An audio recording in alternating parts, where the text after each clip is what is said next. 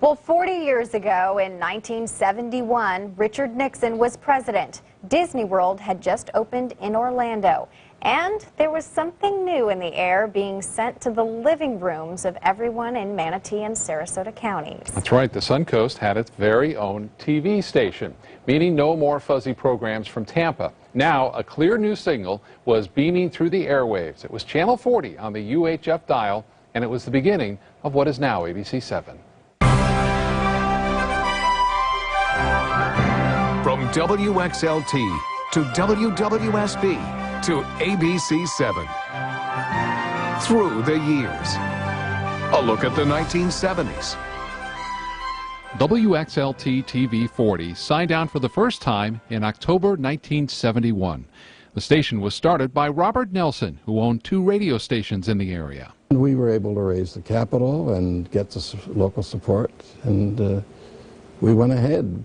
And the total staff, when we went on the air with Channel 40 from Clark Road, Lawton Drive, was 13 stalwart, ambitious, hardworking young men and women.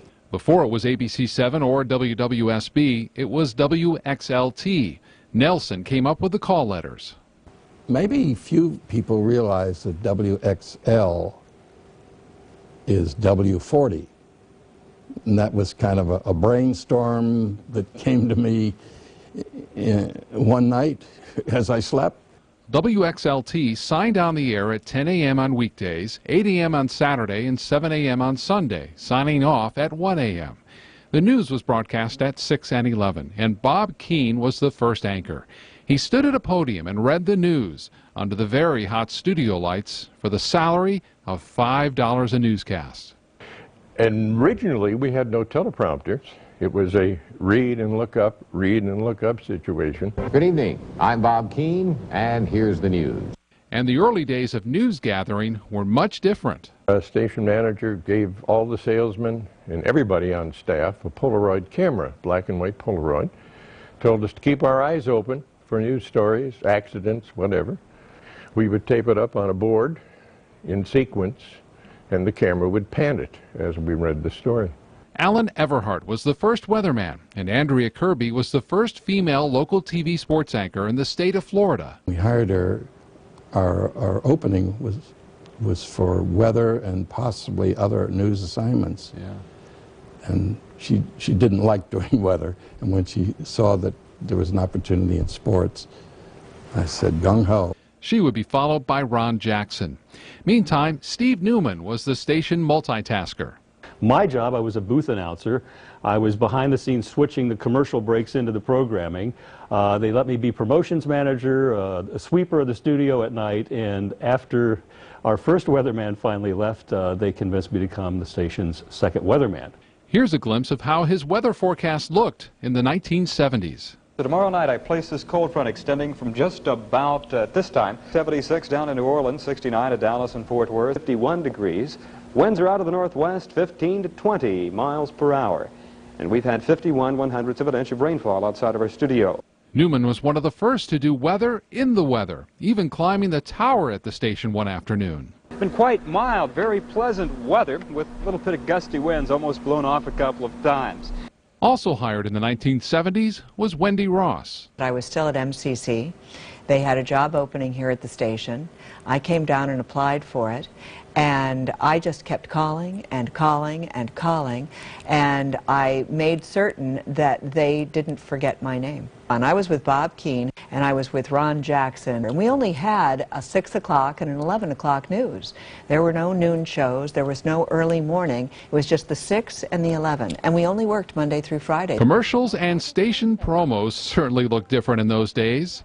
I'm Donna Valentine for Intercity National Bank. Say, have you heard about the new 42-month new car loans at Intercity National Bank? We wish you a Merry Christmas and a Happy New Year.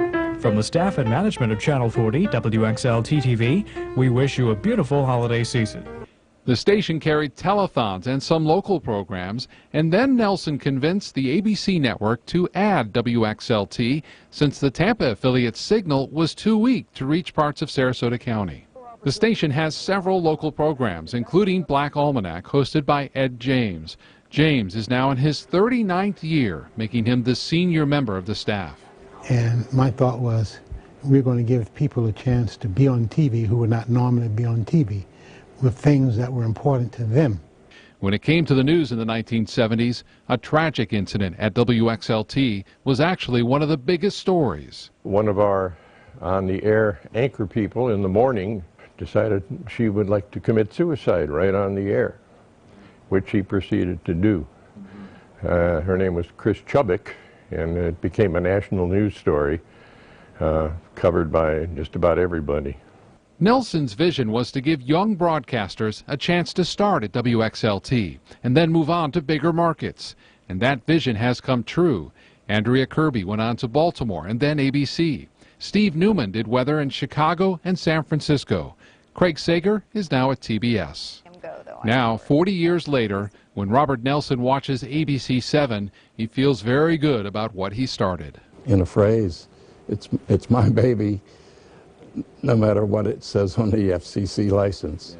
Yes, it's a natural pride that I have, and it may be deeper than most people because it goes back to the first day when 13 of us walked through the doors and pledged our lives and our spirit to success. From 13 to now, what, more than 80 we have working here now? Yeah. And we got to see Bob do the weather from the tower. Well, I know. Well, our 40th anniversary celebration continues next Thursday with a look back at the 1980s in Suncoast Television. Taking you through the decades, and we do want to hear from you, and I've already heard from some of you.